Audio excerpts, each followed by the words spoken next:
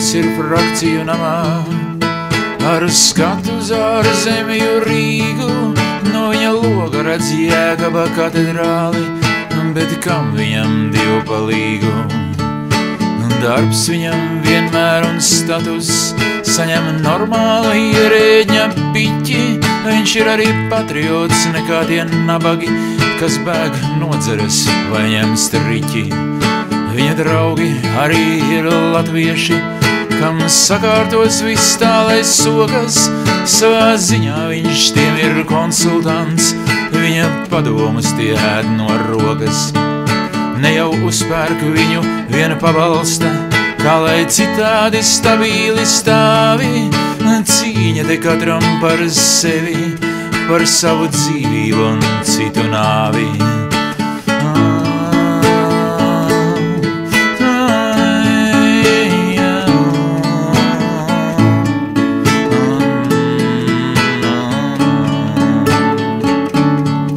Viņš jau kalps vien tautas kalpiem, tiem tāpat savu rūpju ir gana. Ko var deputāts palīdzēt tautai, tas, ka var tikai muldēšanam. Viss ir prece, pat cilvēku aknas, un par politiku nerunājot.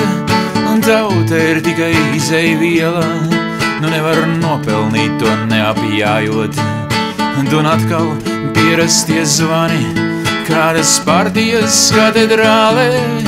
Viss ir biznes un politika, arī tas, ko Dievs sutanās mālē. Viņš to sapratis sen un ir mierīgs, spļauj no 5. uz diedelniekiem. Speciālos kursos viņš mācās neskumt, atbrīvoties un ļauties priekiem.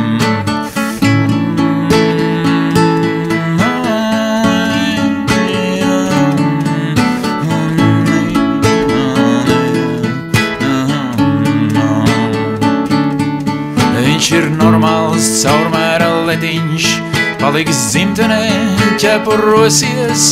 Viņš nes atbildību par savējiem, ne par svešajiem, kas trimdā dosies. Arī bērnus viņš audzina spējīgus, no lūzeriem atkratīties. Pārāk daudz jau šai pasaulē lieko, sen nav vietas tādam baram te trīties. Viņš nav pirmais elites rindās, taču neiztiktai vairs bez viņa. Ierēdnis tā ir īpaša suga, īpaša piemērošanās dziņa. Drīz viņš mājās ies, ģimene gaida, kopā komēdiju tie skatīs.